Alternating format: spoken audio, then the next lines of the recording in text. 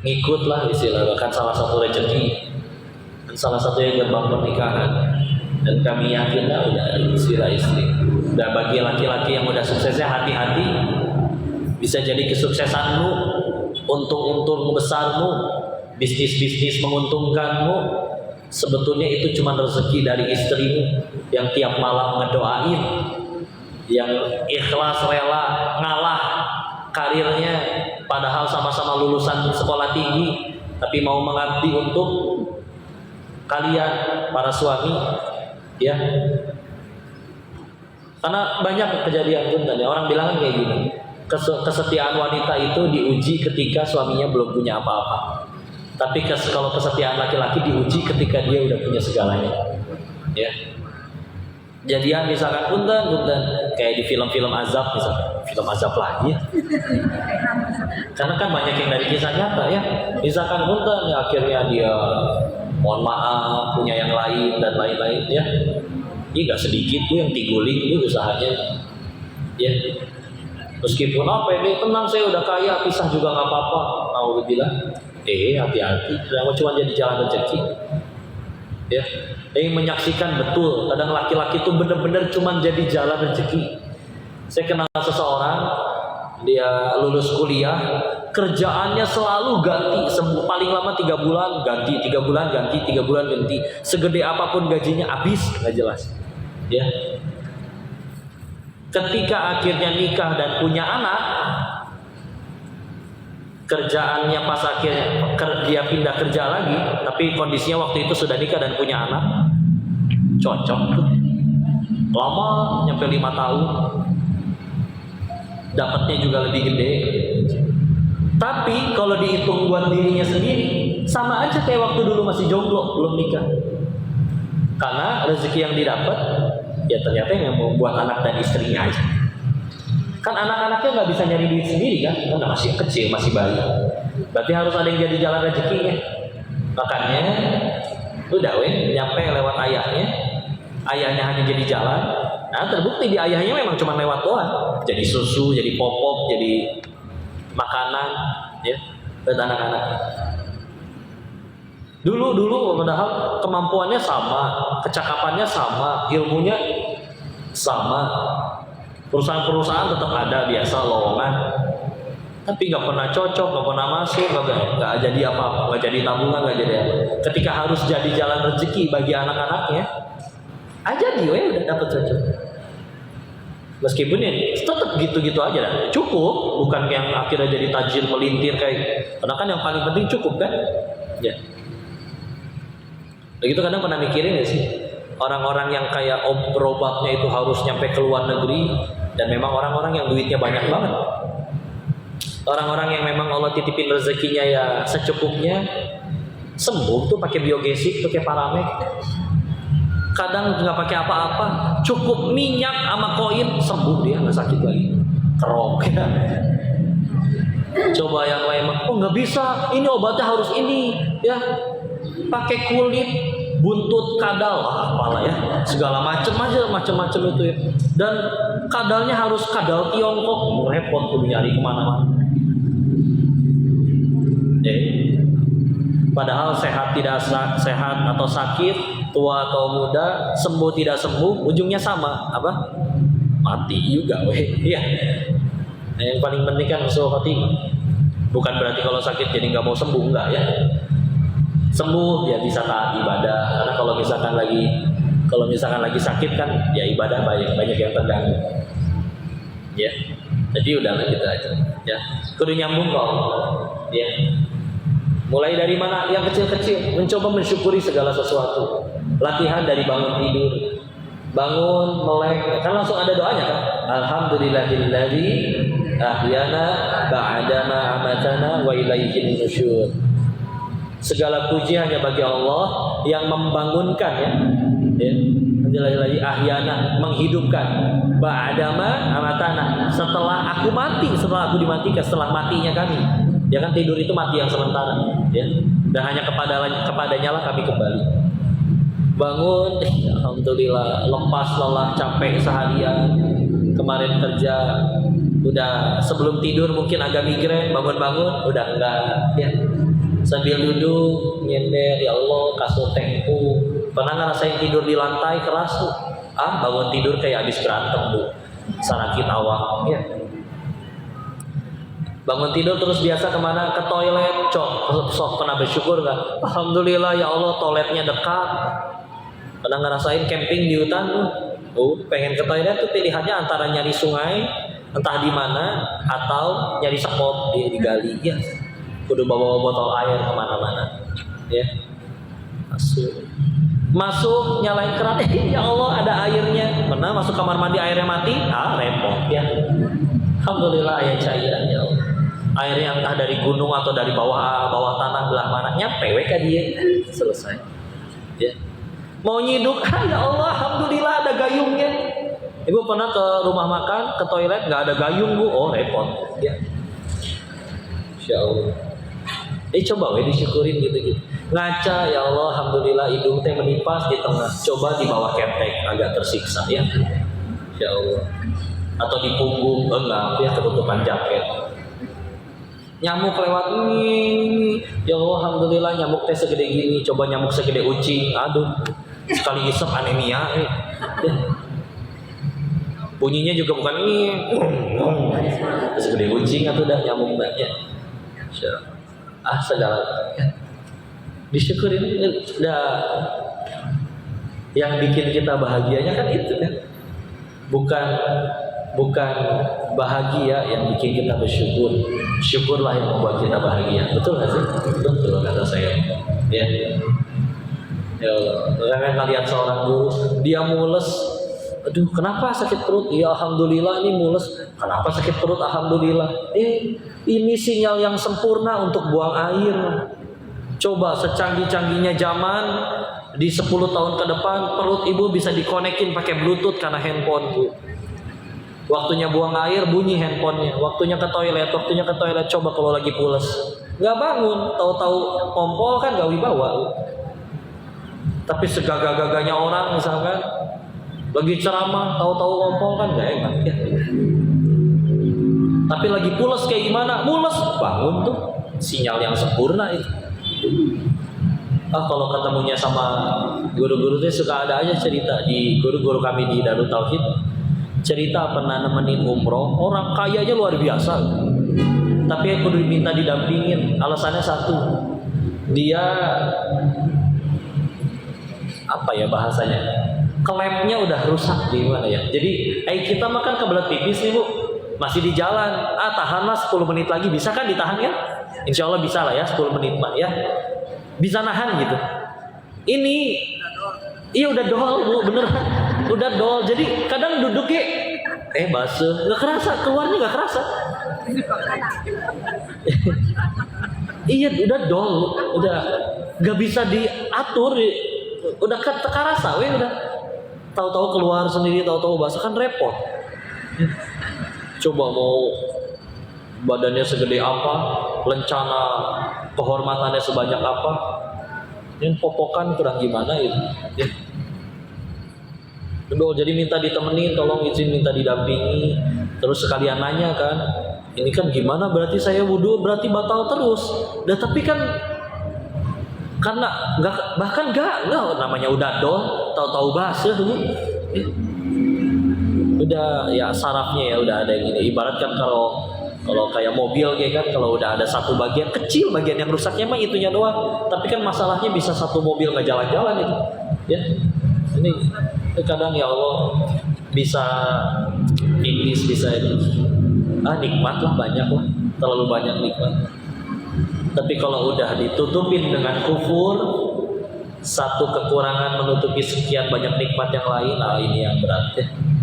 Sehingga akhirnya mau punya apapun sok manggawe nggak akan ada bahagianya. Ya, bukan. Ya, bukan.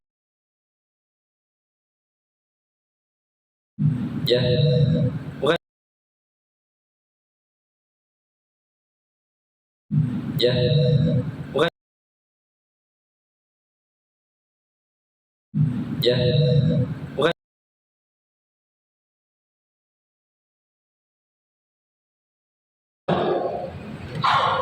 Apa mereka ada yang putus asa seorang nabi bunuh diri karena stres menghadapi ujian dari Allah? Nggak ada.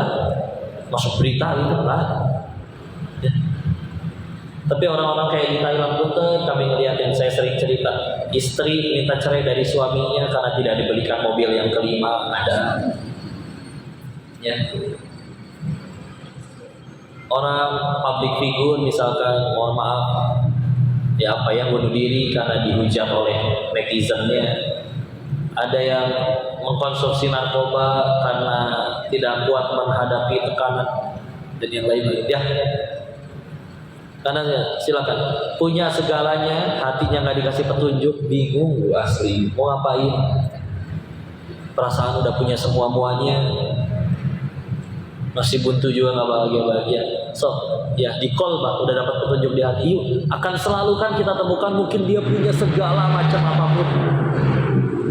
Yang orang lain gak punya, dia punya. Tapi untuk tidur pun dia harus pakai pil tidur. Tidur aja gak bisa. Ya, bismillah. Ya, kalau udah hati yang dikasih petunjuk, bismillah. Saya yakin di saat tadi ada istri yang minta cerai dari suaminya karena tidak diberikan mobil yang kelima.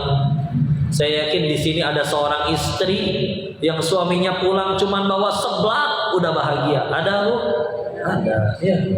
Sebelah 8.000 ya, di Sukamulya mah bisa goceng dapat ya.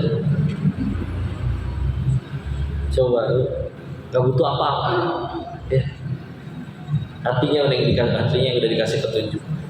Makanya juga itu aja yang diminta, itu aja yang diminta. Karena izin ya, ya ini yang ngomong kayak gini dulu soalnya nyobain, ya Allah pengen kaya minta, ya Allah pengen ini minta, tapi demi Allah kami berani bilang, mangga semua permintaan duniamu yang terkabulkan, kamu udah punya, you pasti demi Allah, mangga silakan dicoba. Masih bingung juga, nggak damai juga, tapi kalau sudah yang petunjuk coba lihat ya. Dan lagian kan makanya kenapa Allah nggak ngabulin itu karena misal punten. Kok kenapa saya udah duha kok, saya udah sedekah nggak kaya, yang kaya malah yang nggak sholat misalkan. Bukan berarti Allah benci. Dan karena Allah lebih tahu ini orang dikasih duit tambah rusak daripada dia tambah rusak nggak dikasih. Ginilah anak ibu sakit gigi, dia minta permen, ibu kasih nggak? Enggak, bukan karena benci kan? Iya. Ya sama aja, kayak gitu aja. Tapi kalau yang sudah diminta, ya Allah beri saya petunjuk, minta hidayah, sok bangga, sehingga dia akan jadi orang-orang yang mungkin orangnya beda. Hey, are you okay bro? Kamu nggak apa-apa? Kok baik-baik saja? Masalah kamu tuh, aduh ya Allah, aku nggak nyangka ini bisa terjadi kepada kamu, berat sekali. No, tenang aja. Nggak ada yang ini, bismillah insyaallah. Damai, tenang, ngelihatnya aja bikin enak tuh, bikin tenang, bikin damai. Ya, ngelihat orang yang tenang, damai, itu kalau itu aja bisa nyenangin hati, apalagi kalau kita jadi orang yang kayak gitu. Itu orang enak dibawa. Ibu batuk, ini saya ada air, minum aja ya. Iya. Mau kemana ibu teh? Kesini, ada ongkosnya nggak? Kalau nggak ada, nih bu, ongkosnya saya ongkosin. Ibu ngeliatin apa? Oh ini jam, bagus ya. Nih buat ibu deh, ibu mau. Tuh, ibu cengar-cengir sendiri ya. Segitu cuman dongeng. Ya. Tapi lihat ya, ngelihat orang baik ke orang lain, ikut nyengir kan tadi kan? Coba bayangin kalau ibu yang jadi orang baik.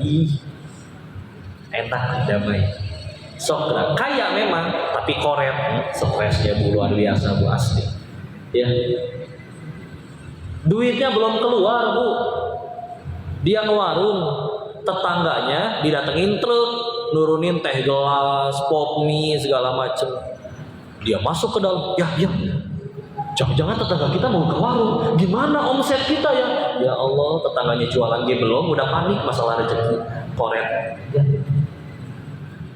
Dikira Allah bakal tidur gitu terus lupa bagiin rezeki. Enggak, tenang aja. segitu ya, belum buka warung, dengki ya, dan sing baju sobra, cobain jadi orang baik. Kok susah jadi orang baik? Nggak, baik itu bukan sifat. Demi Allah, baik itu pilihan. Nih contoh ya, ada bapak-bapak lagi bakar sampah, nemu ular, kaget kan? Tapi ularnya diam aja, mati kali ya. Daripada nakutin orang, udahlah bakar aja ularnya. Diambil, iruk kene ternyata dipatok, cetak, kelempar ularnya masuk ke dalam api. Langsung ambil kayu panjang, berusaha tolongin ular itu keluar dari api. Kan di sekeliling ada bapak-bapak yang lain ngeliat, kamu teh gimana Pak? Kamu habis digigit ular itu, masa sekarang nyelamatin ular itu? Apa coba jawabannya? Ular, matok, dia nggak bisa milih dah orang, ya. Emang ular kalau mau matok milih-milih dulu, wah ini kelihatannya nyebelin, banyak utang nih saya patok, enggak kan?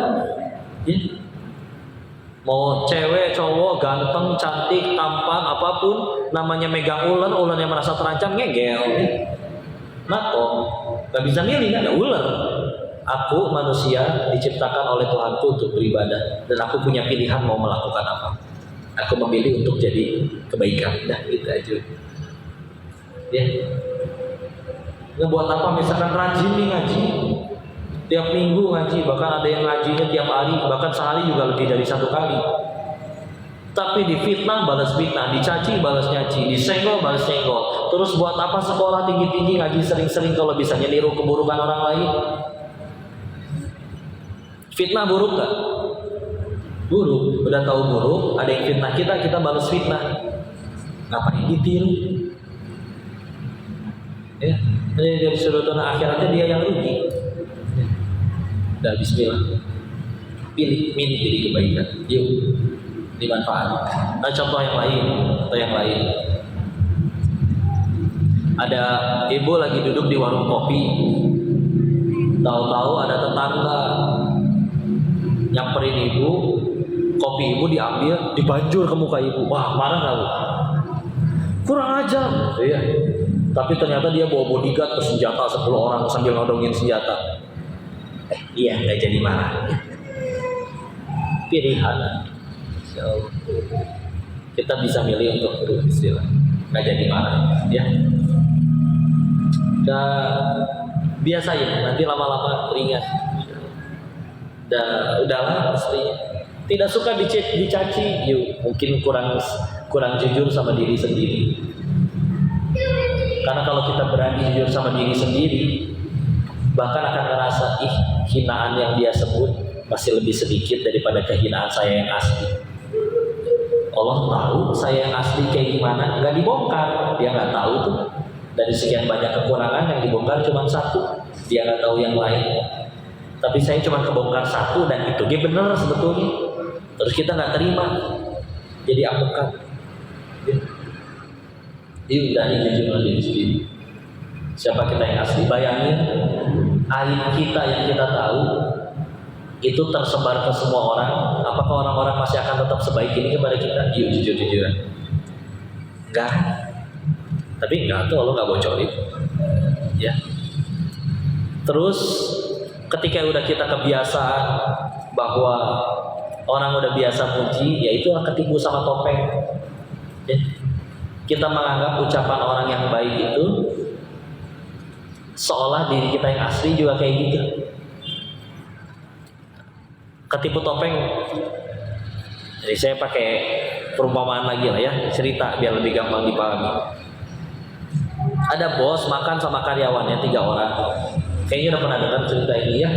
Bos makan sama karyawannya 3 orang. Si bos mules, kelepasan, kentut, mohon maaf ya, piut, gitu ya. Bentar ya. Para karyawan pun mulai merasakan ada sesuatu gas beracun yang memasuki paru-paru mereka. Ya. Masalahnya 1, Bu. Punten ya, saya tidak menemukan contoh yang lain, tapi ya. Masalahnya 1, besok gajian. Nah, si bosnya udah minta maaf. Maaf teman-teman, bau ya. Nah, coba ya. Masalahnya besok gajian, jawab bau nggak? Apa enggak bos, wangi, aman, asli. Saya kirain ini by fresh loh, modus ya. Masa serius nggak bau? Udah tuh dia merasa bahwa jangan-jangan ini anugerah dari Allah untuk saya. Jangan-jangan ini karomah, oh udah mulai ngadi-ngadi ya. Besoknya si bos makan sama sesama bos yang lain. Berdasarkan testimoni dari 3 orang yang kemarin, dia sekarang tanpa ragu melepaskan gas beracun tersebut tanpa ditahan sampai naik badannya, gitu ya, karena saking kuatnya tekanan dari bawah. Ya. Lalu masalahnya kan teman-temannya nggak ngarep digaji sama kayak karyawan yang kemarin. Jadi karena tidak ngarep apa-apa dari si bos, jujur, bro, habis makan bangke. Kurang ajar, saya tidak terima. Kemarin 3 manusia bersaksi, itu ketipu topeng. Anggapan baik orang-orang, padahal orang anggap baik juga kadang bisa jadi ada maunya. Dianggap adalah seperti diriku tuh sebaik anggapan mereka. Enggak, Bu, asli. Ini kode Denis yang kalian pikir enggak, asli banyak dosanya. Iya. Enggak segitunya, ya. Makanya coba lihat. Ada nasihat luar biasa dari Abdullah bin Mas'ud, sahabat Nabi. Ini luar biasa. Beliau bilang ini bahkan dijadikan kitab di mukadimahnya kitab Hilyatul Auliya dari Imam Abu Nuaim Al-Asfahani rahimahullah. Beliau bilang kayak gini, Abdullah bin Mas'ud, jika kita ingin mengambil ilmu, belajar, ya, beliau ngasih usul, saran, belajarlah kepada orang yang sudah mati. Kenapa? Bukan berarti nggak boleh belajar ke yang hidup, bukan berarti yang hidup nggak pada baik, enggak. Tapi orang udah mati, dia udah selesai dari fitnah. Udah jelas kan? Kita udah tahu, oh meninggalnya husnul khotimah, meninggalnya ninggalin karya, meninggalnya ninggalin kebaikan. Betul? Coba kita yang masih hidup, sekarang bisa jadi kita ngaji, berani jamin sampai akhir hayat kita masih beriman? Allahu a'lam. Hari ini yang ngomong ini bisa jadi lagi ceramah, tapi nggak tahu bisa jadi meninggalnya pas lagi maksiat. Kita belum lolos dari fitnah. Karena Abdullah bin Mas'ud menasehati, kalau pengen ngambil ilmu lebih aman ngambil ilmu atau belajar dari orang yang udah mati. Ya, karena udah selesai, dia udah nggak diuji lagi.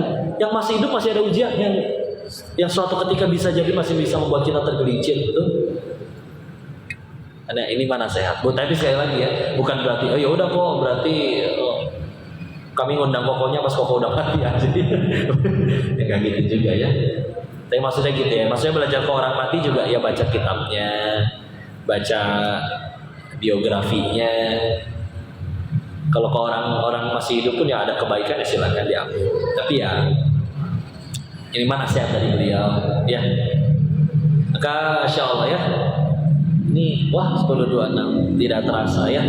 Kita izin bahas satu hikmah dulu, sisanya kita lanjut di pertemuan selanjutnya. Ya. Dikembalikan dulu kepada nyanyi MC kita, betul. Alhamdulillah, jazakallahu khairan. Keponakan tersayang, saudara saya, Saudari Sri, dan juga para bidadari. Mohon maaf ini acaranya dihandle sama Ani ya sayang. Ibu ketuanya, Ibu Aninya biar diistirahatkan. Karena proses untuk syahadat Bakcia, alhamdulillah Bapak Ketua Mu'alaf Center Indonesia, Bapak Mustafa sudah hadir. Ada ya, silakan untuk memasuki ruangan yang sedang ditentukan, dan juga ada pangeran tersayang mana, silakan termasuk, dan juga Vincent. Ya, saksi 2 orang laki-laki.